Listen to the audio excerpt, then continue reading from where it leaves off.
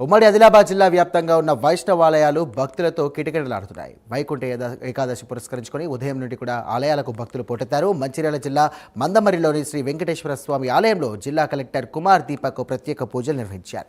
ఇక ఆలయాలకు వచ్చే భక్తుల కోసం అధికారులు అన్ని ఏర్పాట్లు చేశారు. ఉమ్మడి ఆదిలాబాద్ జిల్లా వ్యాప్తంగా ఆలయాల వద్ద వైకుంఠ ఏకాదశికి సంబంధించి మరింత సమాచారం మా కరెస్పాండెంట్ చంద్రశేఖర్ అందిస్తారు.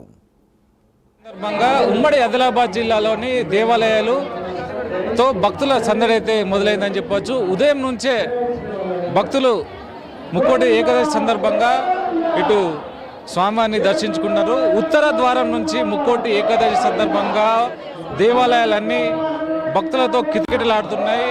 జిల్లా మందమరిలో ఉన్నాం. దీనికి సంబంధించి ఉదయం నుంచే బారులు తీరిన పరిస్థితి అయితే ఏర్పడింది.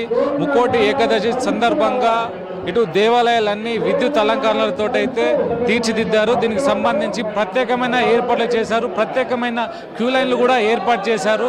భక్తుల కోసం ఎలాంటి ఇబ్బందులు జరగకుండా అన్ని ఏర్పాట్లు అయితే చేశారు. ఉదయం నుంచే భక్తులు భారీగా బారులు తీరారు. ఉదయం పూట స్వామివారిని దర్శించుకుంటే అంత శుభం జరుగుతుందన్న ఒక విశ్వాసంతో అయితే ఉదయం నుంచే భక్తులు భారీగా తీరిన పరిస్థితి అయితే ఉంది.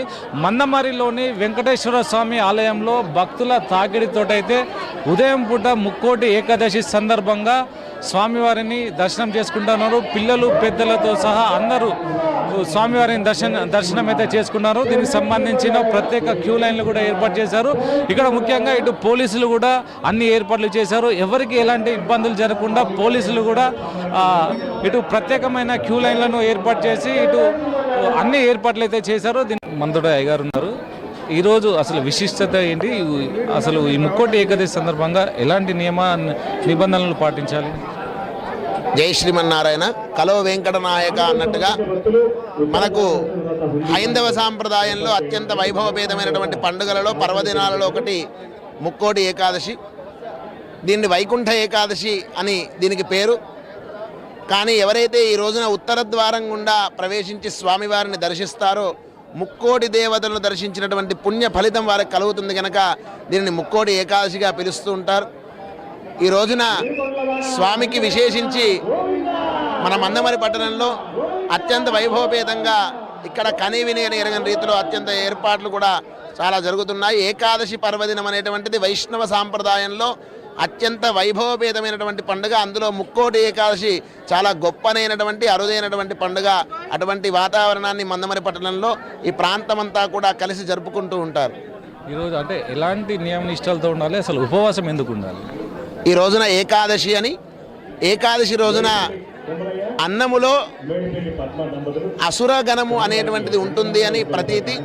ఎవరైతే ఆ అన్నాన్ని స్వీకరిస్తారో వారికి ఈ ఏకాదశి రోజున అటువంటి బుద్ధులు ఆవహిస్తాయని, ఏకాదశి రోజున అన్నము ముట్టకూడదు అని ఒక శాస్త్రం. కానీ ఆలయంలో ఇచ్చినటువంటి ప్రసాదాన్ని తప్పకుండా తీసుకోవాలని ప్రతీతి.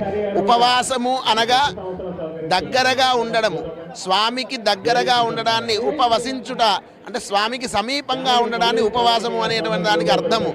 అంతేగాని ఉపవాసం ఉన్న వారంతా కూడా ఆలయంలో ఇచ్చిన ప్రసాదాన్ని కానీ తీర్థాన్ని కానీ వదిలిపెట్టకూడదు. తప్పకుండా ఆలయంలో ఏ ప్రసాదాన్ని అయితే అందజేస్తారో ఆ ప్రసాదాన్ని తీసుకుంటేనే చక్కగా ఆ ఉపవాసానికి అర్థము. అలా ఉపవాస దీక్షను ఏకాదశి రోజు పూర్తిగా ఉండి ద్వాదశి రోజున పాలన చేస్తే వారికి వైకుంఠ ప్రాప్తి కలుగుతుంది అని శాస్త్రం. ముక్కోటి ఏకాదశి సందర్భంగా ఉత్తర ద్వారం నుంచి స్వామివారిని దర్శనం చేసుకుంటే అసలు ఎలాంటి యోగక్షేమాలు ఉంటాయి, అసలు దీనివల్ల ఎలాంటి లాభం చేకూరుస్తుంది? వైకుంఠ ఏకాదశి అని దీనికి పేరు.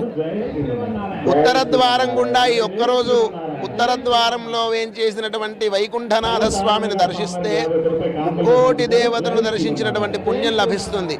అందుకనే దీనిని ముక్కోటి ఏకాదశి అని దీనికి పేరు వచ్చింది. ఈ రోజున ఉత్తర ద్వారం గుండా స్వామిని దర్శిస్తే పునర్జన్మ ఉండదు అనేటువంటిది శాస్త్రం. ఎప్పుడూ కూడా మానవ జన్మ చాలా దుర్భిక్షమైనటువంటిది. అసలు మానవ జన్మ దొరకడం అనేటువంటిది చాలా అదృష్టం. ఎన్నో కోట్ల జన్మల తర్వాత ఈ జన్మ లభిస్తుంది.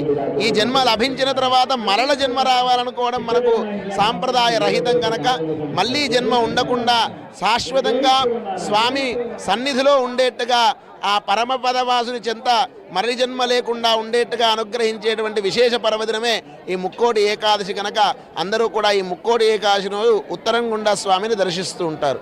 ఉదయం నుంచే ప్రత్యేక అర్చనలతోటైతే ఉత్తర ద్వారం నుంచి ఇటు స్వామివారికి ప్రత్యేకంగా అలంకరించి దాని తర్వాత పూజలు చేస్తారు. దీంతో ఉత్తర ద్వారం నుంచి దర్శించుకుంటే అంత మేలు జరుగుతుంది.